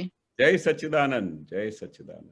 હા, તમે જે કવિરાજનું જે વાત કરી ને, હા તો કવિરાજને જે રીતે હું જોતો હતો, એમને ઓળખ્યા મેં, હા એટલા બધા પરમ વિનય, એટલા સરળ, અને એમના પદો અને એમની આ જે પ્રાર્થનાઓ બધું આપણે વાંચીએ, આપણે આરતી વાંચીએ તો આપણને થાય કે દાદાએ શું એમને એમને એમને એમને શું આશીર્વાદ આપ્યા છે. મને એવું લાગે છે કે એ ભાવિ તીર્થંકર હોય તો જરાય નવાઈ નહીં. મને એવું લાગે છે દાદાએ કશું કહ્યું છે એ બાબતે કઈ? 100% કહેલું છે, 100%. આ તો કવિરાજે એક પદમાં ગાયું, દાદા માટે લખેલું છે, તીર્થંકરના ઘડનારા. તો એ જે ભાવિ તીર્થંકર સાહેબને દાદાએ ઓલરેડી નામ કરેલું, અને એવા 11 બીજા તીર્થંકરો થવાના છે એ દાદાની 24મીમાં. એના દાદા પેલા નામ પણ બોલવાના હતા, તો પેલા સંપત્તિ ના પાડેલી, મેં વચ્ચે વાત કરેલી ને કે ભાઈ, હા, કે ભાઈ દાદા ભગવાન કહેવાના હતા પણ આ વસ્તુ બંધ કરી દીધી. પણ દાદા તો જાણતા હતા કે આ 11 તીર્થંકરો કોણ થવાના છે. પછી દાદા એ જાણતા હતા કે પેલું શું નામ છે, અખા કબીરજી મીરા ઇસ ગાડી મેં એક કવિરાજે પદ ગાયેલો છે, તો એના કોઈના નામ નો હતા. તો તમને એક ઉઠો જાગો દોડો પકડો અક્રમ ગાડી આવી, એમાં છેલ્લામાં કવિરાજે લખેલું છે કે અખા કબીર મીરા कबीर इस गाड़ी में बैठे हैं, हम तो खुदा बख्श हैं, दादा चरणों में सीट कर देंगे, એવું છેલ્લા એક વાક્યમાં આવે છે. તો તમે વિચાર કરો કે જ્યારે દાદાએ એવું કહ્યું કે આ અખા કબીર બધા અહીંયા ગાડીમાં બેઠા છે અને એ અહીંયાથી જ મોક્ષે જવાના છે, એટલે કેટલા ભાવથી એ બધા સંતો જે થઈ ગયેલા, તો એનું સાક્ષીકરણ જે દાદાએ કહ્યું હતું એ કવિરાજે પદમાં ગાઈ દીધું. આનાથી મોટું બીજું શું સાક્ષી જોઈએ તમને? નહીં તો કવિરાજથી આ લખાત જ નહીં કે ઇસ ગાડી में बैठे हैं. આવું મોટું વાક્ય છે. આ કવિરાજનું જે એક એક વાક્ય લખાયેલું છે ને, એ દાદાના મુખેથી નીકળેલા વાક્યો છે કે કવિરાજે પોતે ખાલી એમને જોડાણ બહુ સુંદર રીતે કરેલી છે. એના પર કૃપાની જે સરસ્વતી છે તે ઘણા બધા તો કવિરાજ પોતે દાદાને કહેતા હતા કે અમને કેટલા બધા પદો તો અમને નથી સમજાતા દાદા. દાદા કે તમારે એની ચિંતા નહીં કરવાની, આ તો બધું આખું સાયન્સ ખુલ્લું થયું છે. તમે અને કવિરાજ પોતે આફરીન થતા કે આ શું લખાઈ રહ્યું છે મારાથી. તો આ મોટામાં મોટી સાક્ષી છે. અને આ 11 તીર્થંકરો માટે તો દાદા વાત કરતા કરતા આ બધું એ કઈ કારણ હશે કે નામ ખુલ્લા નહીં કર્યા. અને આ કાળની બહુ ભારે અસર છે. અને દાદા તો જાણતા જ હતા કે આ તો કળિયુગ છે, આમાં તો પછી બધા દુકાનો ખોલીને બેસી જાય, એવું દાદાએ વર્ણન પણ કરેલું છે. એટલે આ વસ્તુ બંધ થઈ ગઈ, પણ દાદાએ આ અનાઉન્સ તો કરેલું હતું. આ કહેલું તો હતું કે અહીંયા આ તીર્થંકરોના ઘડવૈયા છે. તો કવિરાજ તો અમે દાદા ભગવાનની તમે આ બધું જુઓ અને એનું આખું આ બધું પ્રતાપ જુઓ, તો એમાં તો કહી જ શકાય કે આ આવતી 24ના તીર્થંકર થવાના હશે. પણ આપણે દાદાએ કોઈનું નામ નથી લીધેલું, પણ આ વસ્તુ તો એવા રત્નો તો ખરા આપણા દરબારમાં, નહીં તો આવા દાદા શબ્દો કહી ના શકે. તીર્થંકરોના ઘડનારા એવું કવિરાજ પદમાં ગાઈ ના શકે. કવિરાજે જે આ પદમાં વણી લીધું ને, અખા વાળી વાત કે અખો મીરા આપણા સંઘમાં છે, તો એ પણ એ પ્રમાણ કે જે સંપત્તિ તે વખતે ખાલી એક સંકેત કર્યો કે દાદા જાહેર ના કરશો, પણ એ કવિરાજે આપણા પદની અંદર વણી લઈને એને સાક્ષી પ્રમાણ આપી દીધું. સાક્ષી આપી દીધી કે જે દાદાએ વાત કરી. આટલા વર્ષો પછી સપોઝ અમે આજે વાત કરી આ 50 વર્ષ 100 વર્ષ કે દાદાએ આવું કહ્યું હતું કે અમે બધા બેઠા છે, તો હજુ કોઈ પણ વિચાર કરે કે ખબર નહીં આ શું બોલે છે. આવું બની શકે યાર? અખા કબીર તો ક્યાંય જતા રહ્યા છે, મોક્ષે ગયા છે, તો બહુ મોટા સંત હતા, પણ એ આવી રીતે જવાના નહોતા. દાદાને મળ્યા વગર આ અક્રમ વિજ્ઞાન અને આખું મોક્ષનું પેલું જ્ઞાન મળ્યા વગર એ જવાના હોય મોક્ષે? કોઈ ના જાય. એટલે દાદાએ કહી દીધું કે અહીંયા બધા બેઠા છે આપણી સભામાં, પણ કવિ પેલા સંગપતિએ ના પાડેલી. પણ કવિરાજ બહુ પાકા હતા, એને આ વાક્ય નાખી દીધું એક જગ્યાએ, ઉઠો જાગો અક્રમ ગાડીમાં. નહીં તો આ વાક્ય લખાય જ નહીં. ઇસ ગાડી મેં બેઠે હૈ, તો આ ગાડીમાં બેઠા છે બધા, એ બધા મોક્ષે જવાના. અને એ દાદાને મળ્યા વગર તો કોઈ મોક્ષે જાય જ નહીં. હા, એ તો હું નવો જયારે જ્ઞાન લીધું હતું ને, 1-2 વર્ષ થયા પછી મને એ પદ વાંચવામાં આવ્યું, તારે મને પ્રમાણ થયું. જો કવિરાજ નું જો આની અંદર લખેલું છે કે આ બધા આપણા સંઘની અંદર જ છે, બધા અત્યારે હયાત જ છે. કવિર આખો ને બધા અમારા પરિવારની માટે કહેતા કે આ તો અમારા ભાદરણ ગામના છે, એટલે કઈ ને કઈ તો દાદાને દેખાતું હતું, બધું આરપાર દેખાય. જ્ઞાની પુરુષ ચાહે શું કરી શકે. આ તો દાદા પાછલું ભાવ, પાછલા 10 ભાવ પણ જાણી શકે. એક વખતે તો દાદા એવું કહ્યું કે અમે ઉપયોગ રાખીએ ને તો અમે બધું પાછળ જઈને આવી શકીએ, પણ અમે ઉપયોગ ના રાખીએ. આવું બધું અમારે ટાઈમ શા માટે? આમાંથી મળશે શું? આમાંથી શું મળશે?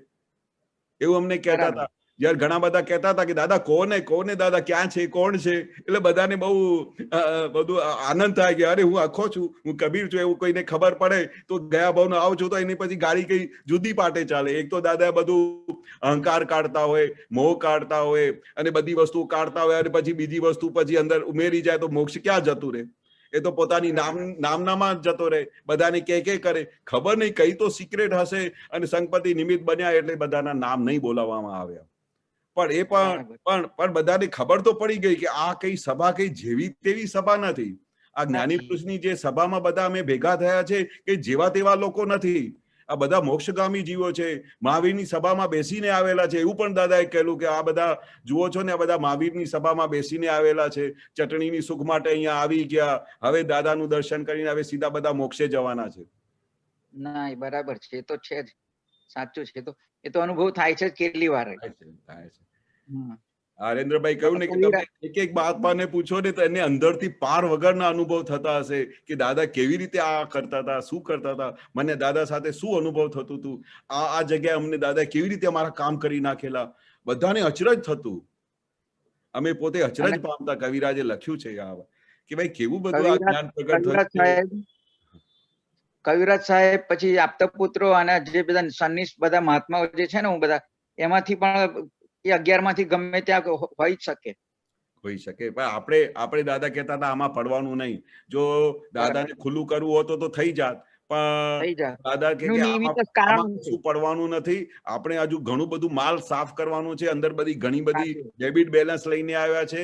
અને તીર્થંકર થવા માટે તો દાદા કહેતા હતા નરકે જવું પડે. કેટલું બધું ભારે વસ્તુ છે. આ કઈ જેવી તેવી વસ્તુ નથી તીર્થંકર થવાની. તો દાદા કે બહુ બધું આ બધું ખુલ્લું કરવા જેવું છે જ નહીં આ જગતમાં. આ તો દાદા સહજ હતા, સરળ હતા, અને કઈ એવું કઈ રોકઠોક નથી કે આવું બોલું, આવું ના બોલું, વિચારવાનું જ નહીં. દાદાની તો સહજ રીતે વાણી નીકળતી હતી, તો સહજ રીતે આ બધું નીકળી જતું. આ વાણી સરસ્વતી વહેતી જતી. એમાંથી કોઈ પકડી લે, કોઈને ખબર પડી જાય. એક તો આપણા જસુભાઈ મહાત્મા હતા, તો એ વારેઘડી શું કહેતા હતા કે દાદા તમે શ્રીમદના જ અવતાર છો, કૃપાળુ દેવના જ અવતાર છો. અને દાદા આમ જોઈને હસતા બહુ. અને દાદાને તો ખબર છે કે બધી કયો અવતાર છું, પણ બહુ હસતા બહુ. અને જયારે સત્સંગ પૂરું થાય અને અહો શ્રી સદગુરુ ગાય ને એટલે કૃપાળુ દેવને જોવાનું, અને એમને દર્શન જ દાદામાં કૃપાળુ દેવના થતા. અને તો આ કૃપાળુ દેવનો પણ અવતાર કહેવાય. શું કહેવાય? આમાં અંદર જવા જેવું નથી. પણ દાદાને બધી ખબર હતી કે અંદર કોણ પ્રગટ થયા છે.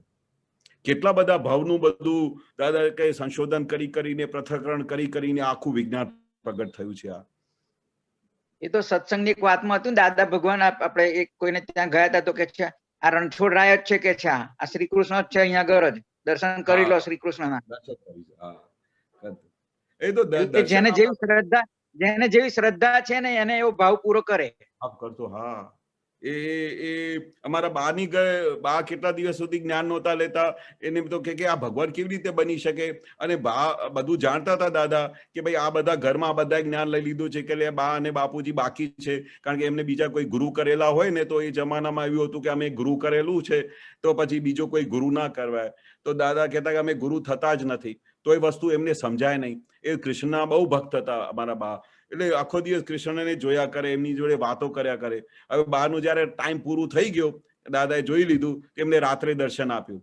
અને શું કર્યું દર્શન? કેવો દર્શન કે એક બાજુ કૃષ્ણ ભગવાન થઈ જાય અને ફરી દાદા ભગવાન થઈ જાય આખી રાત.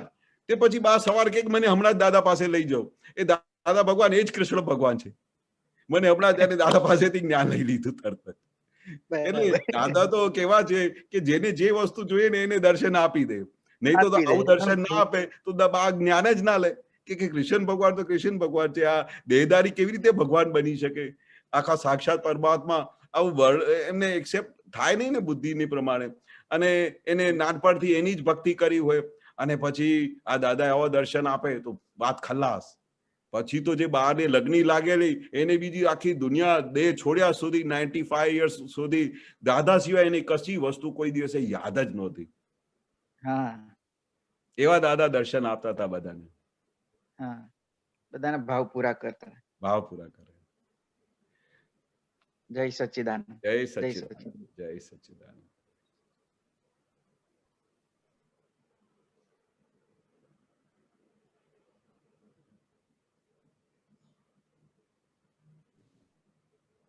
જય સચ્ચિદાનંદ. સંભળાય છે અવાજ?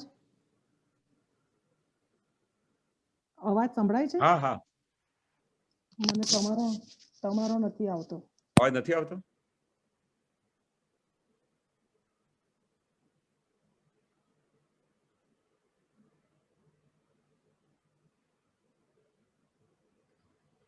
અવાજ નથી આવતો.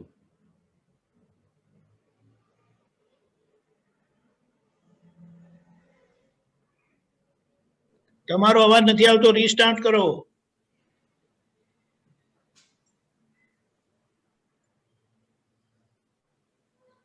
ઓકે.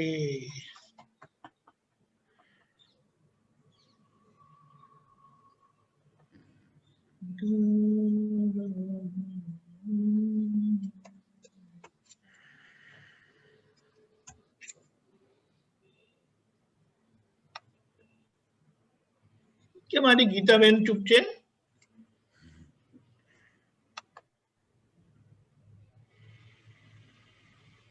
ઓકે, જય સચ્ચિદાનંદ. બોલો. જય સચ્ચિદાનંદ. જય સચ્ચિદાનંદ. કેશવાનંદજી સાહેબ, દાદા ભગવાન કહે છે કે છૂટવાનો જે કામી હોય તે બંધાવાની શરતો ના સ્વીકારે. હા, છૂટવું જ છે એ બંધાવાની શરતો ના સ્વીકારે. બિલકુલ. એટલે એમાં શું હોય બંધાવાની શરતોમાં? એને છૂટવું જ છે. કારણ કે આપણે છીએ અત્યારે હા કે હવે છૂટવું જ છે એમ કે આમ. હા તો હવે આપણે શેનાથી બંધાઈએ સાહેબ? સાહેબ, જેને છૂટવું હોય તો એને કોઈ બાંધી શકે નહીં. અરે હા. જો તમારો નિશ્ચય પાકું હોય કે મને આ છૂટવું છે તો તમારી પાસે બધા સંજોગો છૂટવાના જ ભેગા થઈ જાય. હાજી સાહેબ. દરેક સંજોગો છૂટવાના ભેગા થઈ જાય. તમારી સિગ્નેચર હોવી જોઈએ કે મને આ સંસારથી છૂટવું છે, મને આ બધા કશાયોથી છૂટવાનું છે, મને આ ક્રોધમાન માયા લોભ રાગ દ્વેષથી છૂટવાનું છે. તમારું જે દિવસે આ નિશ્ચય થઈ જશે અને તમે સિગ્નેચર કરી દેશો તો તમને કોઈ પણ વ્યક્તિ આ વર્લ્ડમાં બાંધી શકે નહીં. એટલે દાદાએ કહેલું કે જેને છૂટવાનું છે તો એને કોઈ બાંધી શકે નહીં, અને જે બંધાવવાનું છે, જેને બંધાવવું છે એને કોઈ છોડી શકે નહીં. આ દાદાનો વાક્ય છે. અને છોડનાર કે તમારા ઉપર છે. તમારો નિશ્ચય હોય તો કોઈ તમને બાંધી શકે નહીં. તમારો નિશ્ચય છે કે મને આ મોક્ષ માર્ગ ઉપર ચાલવું છે તો કોઈ તમારા રસ્તામાં આડા આવી શકે નહીં. અને તમારે ડગું પચવું હોય કે મને આ સંસાર પણ જોઈએ, આ પણ જોઈએ, ઘર બી જોઈએ, મહેલ બી જોઈએ, ગાડીઓ જોઈએ, તો તમારે એમાં ધીરે ધીરે બંધનમાં પડતા જાઓ. એમાં દાદા કે અમે શું કરી શકીએ? અમે તો બધું ખુલ્લું કરી દીધું કે આ છૂટવાનો એક જ આ માર્ગ છે, બરોબર? અને આમાંથી તમે સંપૂર્ણ રીતે છૂટા થઈ શકો છો, બરોબર? બાહ્ય રીતે પણ અને અંદર રીતે પણ. વિજ્ઞાન તો અંદર રીતે છે, અંદરથી પણ છૂટવાનું છે. બાહ્યથી તમે છૂટી જાઓ પણ અંદરથી છૂટવાનું છે. અંદર તમારા વિચારો કેવા ચાલે છે, અંદર બધું હજુ તમારે ભેગું કરવાનું વિચારો આવે છે, અંદર મોહ પ્રગટ થાય છે કે શું થાય છે, આ અંદરથી પણ છૂટવાનું છે, બહારથી પણ છૂટવાનું છે. અંદરથી છૂટ્યા તે બહારથી તો ઓટોમેટિક સંજોગો તમને મળી આવશે. આ સાયન્સ છે બધી. તમારે અંદર ખાને નિશ્ચય પાકું થઈ ગયું કે મારે છૂટવું છે તો તમારા બધા સંજોગો ભેગા થઈ જશે. અને તમારે ડખું પચવું હશે એ તો બધાને અનુભવ થયો હશે કે તમારી હશે કે આ પણ જોઈએ ને, આ તો આપણે આવું કરવું પડે ને. દાદા ઘણી વખતે પ્રશ્ન કરતા હતા તો ત્યારે મહાત્મા કહેતા, દાદા આ તો વ્યવહારમાં કરવું પડે ને, છોકરાઓ માટે આટલી બધી કરવી પડે ને મગજમારી, આમ તો કરવું પડે. દાદા કે અમે ક્યાં ના પાડીએ છીએ? ફાઇલ તરીકે તમે બધું કરો પણ અંદર ખાને છૂટી જાઓ. અંદર ખાને ક્યાંય પણ રાગ દ્વેષ ના રહેવું જોઈએ, અંદર ખાને ક્યાંય મોહ ના રહેવું જોઈએ, અંદર ખાને એક જ ઝંખના હોવી જોઈએ કે મને મોક્ષ સિવાય આ ધરતી પર બીજી કોઈ વસ્તુ જોઈતી જ નથી, ખપતી જ નથી, એવું અંદર ખાને પાકું થઈ જવું જોઈએ. આવું અંદર ખાને પાકું થઈ જાય તો તમને દુનિયાનો કોઈ પણ સંબંધ તમને જકડી શકે નહીં.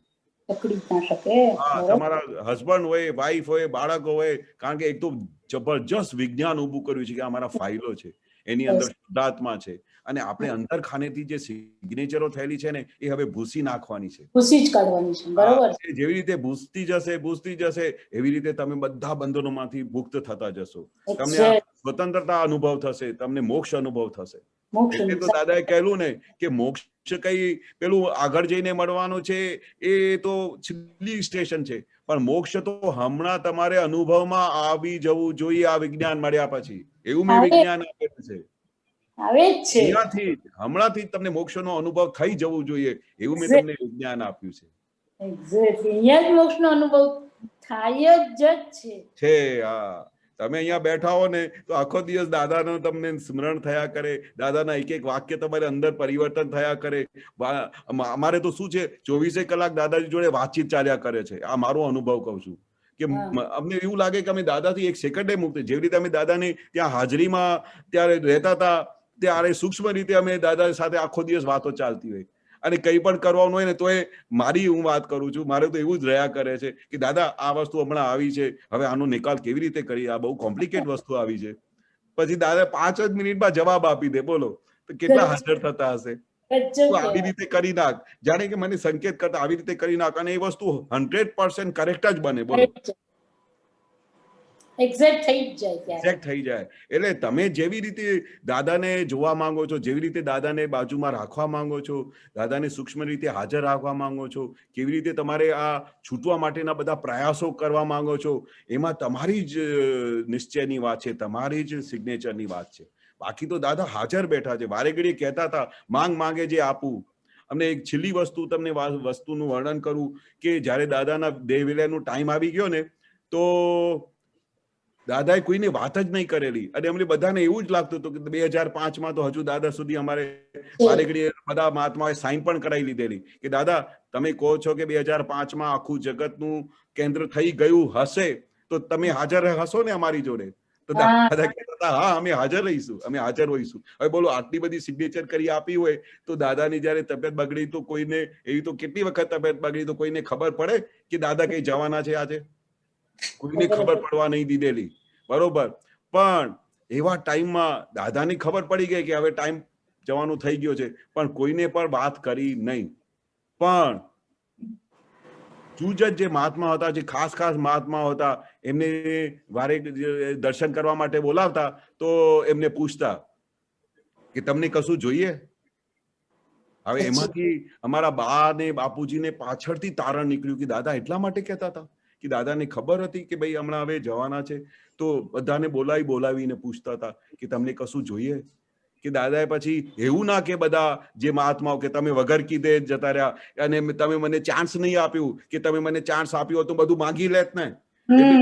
મહાત્માઓને દાદા પૂછતા હતા એ છેલ્લા ટાઈમમાં. અમે વિચાર કરતા દાદા કેમ આવે આરે ઘડીએ પૂછે છે, બાને કેમ પૂછે છે કે તમને કશું જોઈએ, અમારા બાપુજીને કેમ પૂછે છે શેઠ કુછ આપકો ચાહીએ ક્યાં?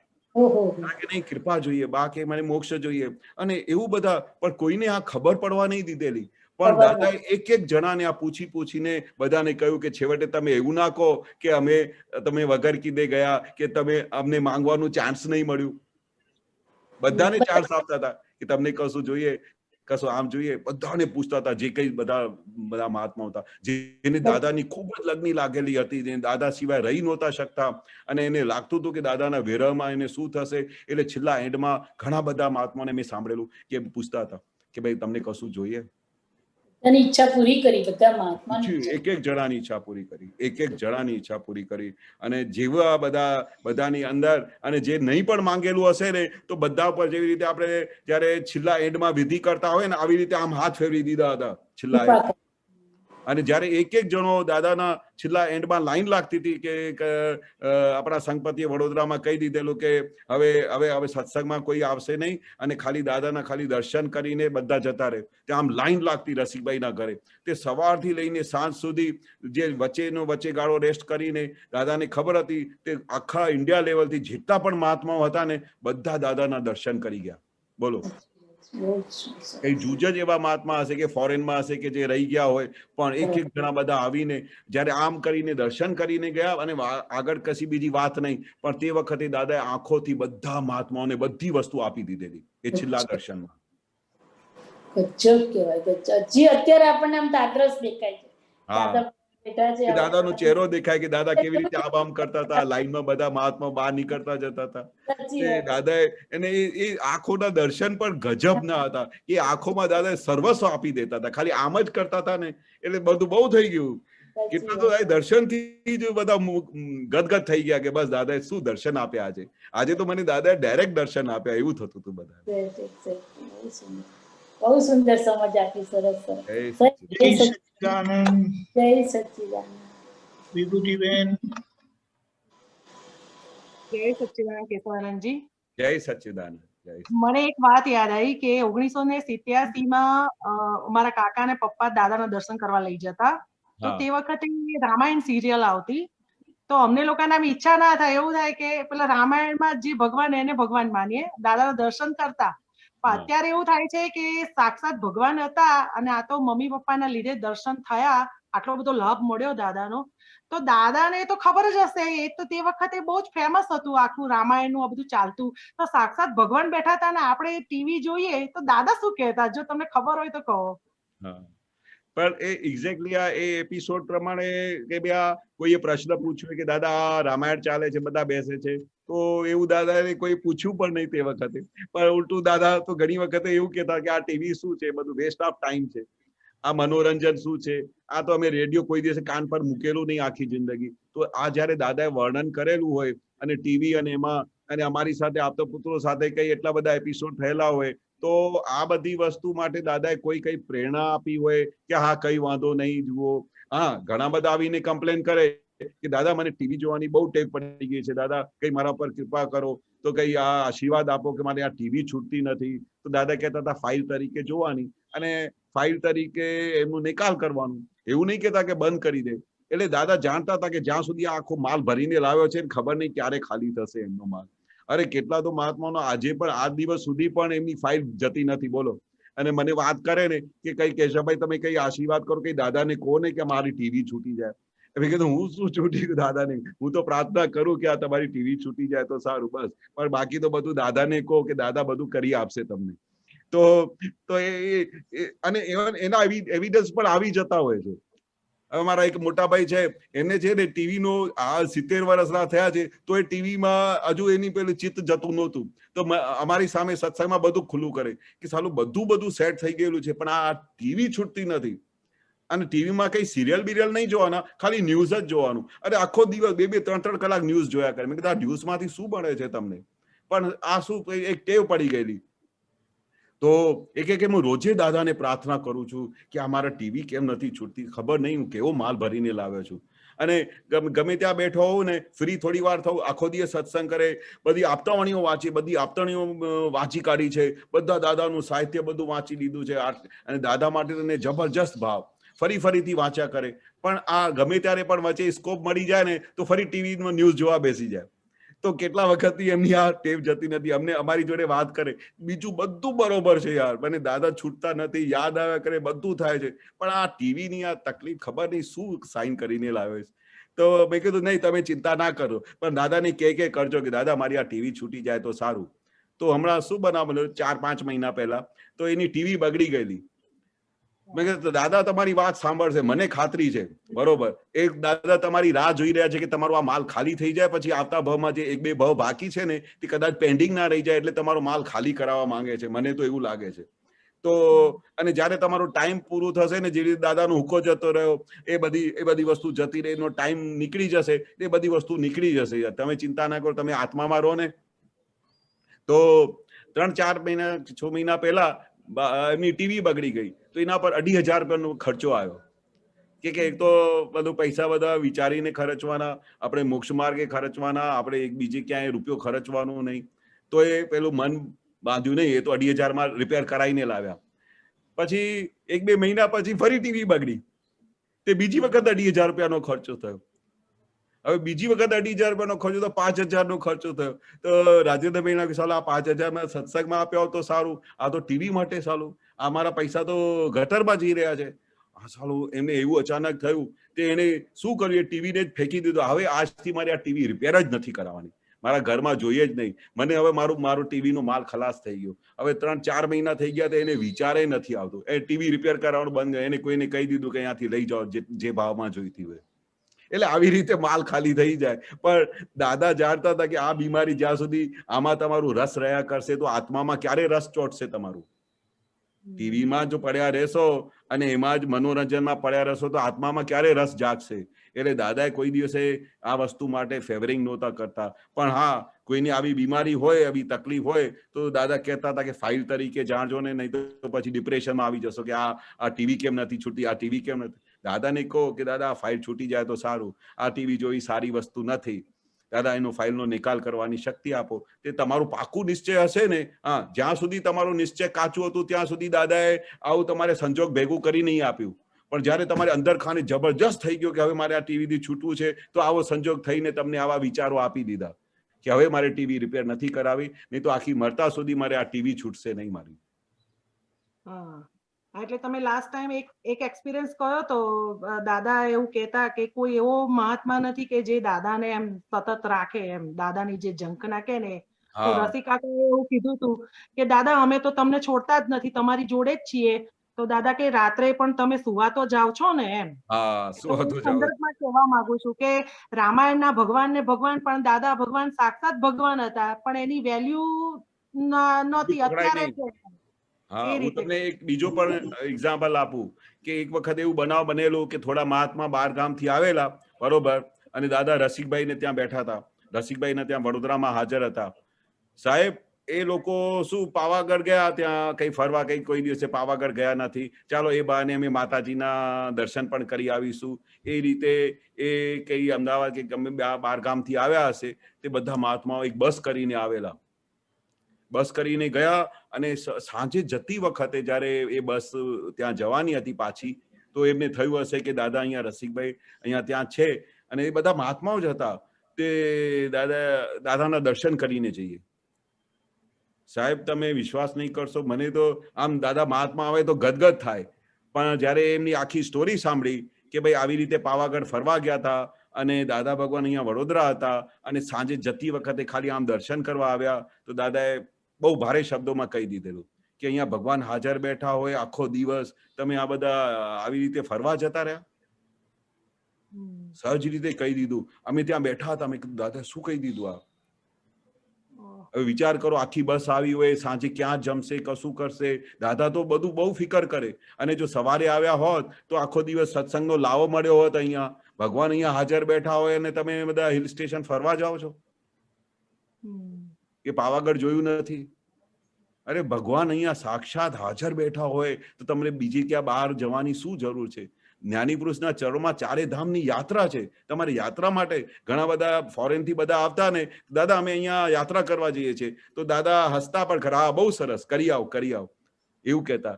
પછી છેવટે પાછળથી એવું કહેતા ફાઇલ તરીકે જવાનું, બીજું શું કરવાનું, બધું માલ ભરીને આવ્યા હોય, મને યાત્રા કરવી છે, યાત્રા કરવી. તો એ માલ ખાલી ના થાય તો દાદા એવું ના કે અહીંયા ભગવાન બેઠા છે. પણ ઈશારામાં તો દાદાએ ઘણી વખત ઘણી બધી વસ્તુઓ કહી દીધી છે. જ્ઞાની પુરુષના ચરણોમાં બધું મોક્ષ છે, જ્ઞાની પુરુષને ચરણોમાં 4 ધામની યાત્રા છે. તેમ છતાંય પણ યાત્રાનું માલ ભરીને લાવ્યા હોય તો દાદાએ આશીર્વાદ આપતા, જા દર્શન કરી આવજે, કઈ વાંધો નહીં. પણ દાદા તો અંદર ખાને જાણે નહીં કે અહીંયા જ્ઞાની પુરુષ જોડે 1 સેકન્ડ પણ મળે તો મહા મુશ્કેલ છે. જે 10 લાખ વર્ષે પ્રગટ થાય એવા જ્ઞાની પુરુષ હાજર બેઠા હોય અને તમને યાત્રા પર જવાનું થાય છે, યાત્રાના વિચારો આવે છે. પણ એ શું કહેતા હતા, માલ ભરીને લાવ્યા હોય તો એનું બધાનું માલ ખાલી કરાવતા દાદા. કોઈને કશું ટકોર નહીં કરતા કે તું ત્યાં શા માટે જાય છે, અહીંયા ભગવાન બેઠા છે, એવું નહીં. અમે પાછળથી બધી વાતો કરે તો એમાંથી અમે તારણ કાઢી લઈએ કે દાદા શું કહેવા માંગતા હતા. ભગવાન હાજર બેઠા હોય તો પછી અમને તો કોઈ દિવસ આખી લાઈફ વિચાર નહીં આવેલું કે અમે આ યાત્રા કરી આવે, કારણ કે અમે દાદા ભગવાન અમારા માટે યાત્રાના ધામ હતા. અને જેટલી પણ યાત્રા કરેલી મને આજ દિવસ સુધી યાદ છે, દાદા ભગવાન સાથે કરેલી મને યાદ નથી મેં લાઈફમાં એકલા જઈને કોઈ યાત્રા કરીને આવ્યા હોય. અમે ઘરેથી બધા દાદાના ચરણોમાં જ બધી યાત્રા છે. દાદા જ્યાં યાત્રા કરવા જાય એટલે અમારે જવાનું, બાકી વિચાર પણ નથી આવતું કે અહીંયા જઈ આવીએ, ત્યાં જઈ આવીએ. સાક્ષાત પરમાત્મા મળી ગયા, ભગવાન આપણા ઘરમાં હાજર બેઠા હોય તો હવે ક્યાં મંદિરોમાં શોધવાના? બરોબર ને? જય સચ્ચિદાનંદ. એક પ્રસંગ એવો બનેલો કે પેલું રામાયણ ચાલતું હતું હા ને જે બધા સામાન્ય રીતે દાદા પાસે હોય તો દાદા કોઈ વખત આમ થોડું આડા પડેલા હોય તો બધા જતા રહ્યા. એટલે પછી થોડી વાર રહીને આયા એટલે પછી દાદાએ પૂછ્યું, અલ્યા ક્યાં ગયા હતા બધા? હા કે દાદા કે દાદા પેલું રામાયણ આવે છે ને? તો કે ક્યાં આવે છે? ટીવી પર સિરિયલ આવે છે એમ કે. તો દાદા એમ બોલ્યા, આ જીવતા રામને છોડીને ટીવી ના રામને જોવા ગયા આ લોકો. હા બરોબર બરોબર. એ તો દાદા તો બહુ સરસ કહી દેતા હતા, બહુ સરસ કહી દીધેલું. અને એક વખત એને કીધેલું કે આ તમને મોક્ષે જવાની ગરજ ખરી? હા દાદા એમ કે સારા કાળમાં આવા ગરજુ હતા નહીં તો આ કાળમાં ગરજુ લાવવા ક્યાંથી મારે એમ કે. બહુ બહુ ભારે કીધું તું એમ કે. બહુ ભારે કીધું. એને કીધું કે ગરજુ તો કેવો હોય ખબર છે? હું બાથરૂમ ગયેલો હોય ને તો બાથરૂમ ની ગટમાં નાક બંધ કરીને પણ બેસી રહે પણ મને છોડે નહીં. હા છોડે નહીં. બરોબર. તો તમને જરા કામ કીધું હોય, એક જણાની જોડે એવું થયેલું, તો વાગડ પડતા મહાત્મા હતા, જરા વડેલા ને 4 વર્ષની હોલિડે લઈ લીધી હતી. 4 વર્ષની. 4 વર્ષથી પછી કીધું કે શું થયું? એ કશું ને દાદા તો આવે એટલે પછી પાછું કશું કહે નહીં ને, પણ દાદા સમજી જાય. પણ આ તો એ પોતે મહાત્મા પોતે જ બોલેલા કે એક વખત જરા જોશથી બોલેલા ને દાદા તો 4 વર્ષની હોલિડે લઈ લીધી હતી. એટલે આ તો આપણે કહેવાનું કે ગરજ તો દાદાએ રાખી, એટલે કે હું બધાને પેપરમીટ આપીને બેસાડી રાખું છું, નહીં તો તમે લોકો તો એવા છે, હમણાં જો એક બૂમ પાડું ને તો ચકલા જેવા ઉડી જાવ એમ કે. બહુ ભારે કીધેલું. હકીકત છે, હકીકત છે. એ મને આ રામાયણ નો જીવ હતો જય ને મારો સચ્ચિદાનંદ. હા કઈ બોલતા હતા વિભૂતિબેન? શું કીધું? હા એટલે રામાયણમાં જીવ ભરેલો હતો તો એ મને એટલું બધું યાદ છે કે દાદાએ 2 ટપલી મારી હતી. એ આટલી બધી વાર દર્શન કર્યા ને તો 2 ટપલી ક્યારેય નહોતી મારી. સ્પેશિયલ 2 ટપલી તે વખતે મળી હતી તે અત્યારે મને ખ્યાલ આવે છે કે આ એના માટે હતું. મારું ચિત્ત ત્યાં હતું ને દાદાના દર્શન મેં એમનેમ કર્યા હતા. બરોબર. ગજબના અનુભવ થયેલા છે બધાને. હા એટલે પણ આ બધી વસ્તુ કેવી છે કે બધી ભેગી શું કહ્યું? કેશવાનંદજી. હાજી કેશવાનંદજી જય કટ સચ્ચિદાનંદ. થયો અવાજ તમારો. હા જય હા સચ્ચિદાનંદ. બોલ. તમે શું કહેતા હતા? હા બાબુ કીધું દાદા બધું જે રીતે આ તમે કશું કહેતા હતા? હા જે ટપલી મારે એ બધા દાદા આવી રીતે ગમે તે રીતે એ ટકોર કરી દેતા હતા. અમે ત્યાં દાદાનું જયારે એક્સિડન્ટ થયેલું ને પેડર રોડ પર જયારે આ ચીમન કાકાને ઘરે હતા ત્યારે બધું પતી ગયા પછી અમે બધા આપતા પુત્રો 2-4 જણા હતા તે સેવામાં હતા, તે બધા બપોરે જઈને ટીવી પર બેસી ગયા તો દાદાને બધું દેખાયું. બોલો, દાદા રૂમમાં અંદર બેઠા હતા અને જયારે જેવી રીતે દ્વાર ખુલ્લું થયું તો દાદાએ તરત જ પહેલો પ્રશ્ન પૂછ્યો, શું કર્યું આજે? બતાવો. દાદાને કેવી રીતે ખબર પડી હશે કે આ બધા આજે થોડું લીકેજ કરીને આવ્યા છે, આજે આ બધું ટાઈમ વ્યર્થ કરીને આવ્યા છે, આ ટીવીમાં બેસી ગયા છે. પછી દાદા તે વખતે મેચ બહુ જોરદાર ચાલુ થયેલી કે અમે દાદા મેચ જોતા હતા. એ ભગવાન અહીંયા બેઠા હોય આ મેચ જોવા બેઠા છો? તે પછી તમે પછી તે દિવસથી દાદાએ શરૂઆત કરી કે બધું લખી આપો મને કે આખા દિવસમાં તમે શું શું કરો છો, શું શું ખાઓ છો. તે વખતે આ નિમિત્તે ટીવીના નિમિત્તે જ દાદાએ બધું પેલું ગ્રાફ કાઢવાનું શરૂ કરાયું. મને હજુ પણ યાદ છે. ને બધા છોકરાઓને કહ્યું કે તમે આખું ગ્રાફ લખી આપો કે આખા દિવસમાં શું કરો છો તમે. હવે જે મોક્ષગામી જીવો છે, આપતા પુત્રો થવાના હોય તેને આ બધું પરવડે? અને ભગવાન અહીંયા હાજર બેઠા હોય કે તમે પ્રતિક્રમણ કેમ નહીં કર્યા, વિધિઓ કેમ નહીં કરી, સામાયિકો કેમ નહીં કર્યા, બધું તમે ભગવાન થઈ ગયા છો બધા. એટલે દાદા આવી રીતે સાવચેત કરતા હતા બધાને.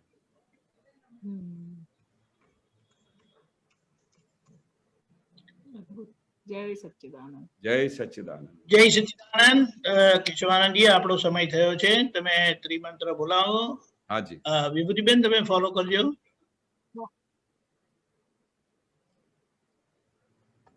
નમો વિતરાગાય. નમો વિતરાગાય. નમો અરિહંતાણમ. નમો અરિહંતાણમ. નમો સિદ્ધાણમ. નમો સિદ્ધાણમ. નમો આયરિયાણમ. નમો આયરિયાણમ. નમો વજ્જાયાણમ. નમો વજ્જાયાણમ. નમો લોએ સવ સાહુણમ. નમો લોએ સવ સાહુણમ. એસો પંચન મુક્કારો. એસો પંચન મુક્કારો. સવ પાવપણાસણો.